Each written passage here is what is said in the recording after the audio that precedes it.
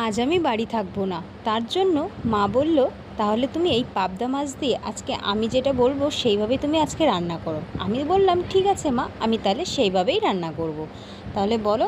তা মা বলল ওই পাবদা মাছ দিয়ে তুমি এই বাড়িতে যে ডাঁটা লাগিয়েছিলাম সেই ডাঁটা আর বেগুন, গাছেরই বেগুন দিয়ে তুমি একটু একটা আলু দিয়ে আমাকে একদম নর্মাল জিরে ফোড়ন আর কাঁচা লঙ্কা দিয়ে রান্না করে দেবে।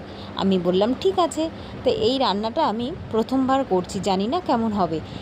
রান্না করার সময় ভাবছি খারাপ আর হবে না, ভালোই হবে, নর্মাল রান্না করলে কিন্তু ভালোই লাগবে। তো যাই হোক, আমি যথারীতি মায়ের মতো যেভাবে বললো আমি সেইভাবেই রান্না করেছিলাম। সবজিগুলো একটু ভাজা ভাজা করে নিয়েছিলাম, ফোড়নে দিয়েছিলাম ওই যে পেঁয়াজ জিরে দিয়ে সবজিগুলো ভাজা করে পরিমাণ মতো দিয়ে দিয়েছিলাম হচ্ছে জলটা একটু কমই দিয়েছিলাম। ডাঁটা আলু আর বেগুন এত সুন্দর গলে গেছে কি আর বলবো। বাজারের কেনার থেকে বাড়ির লাগানো যে গাছের সবজি এত ভালো হয় কি আর বলবো। তো যাই হোক, এদিকে আমি জল দিয়ে পরিমাণ মতো লবণ হলুদ দিয়ে বেশ সুন্দর করে জাল দিয়ে শেষে দিয়েছিলাম মাছগুলোও খুব ভালো ছিল, বাড়ির থেকেই নেওয়া, মানে যে কাকুটা আসে ওনার থেকেই নিয়েছিলাম মাছগুলো।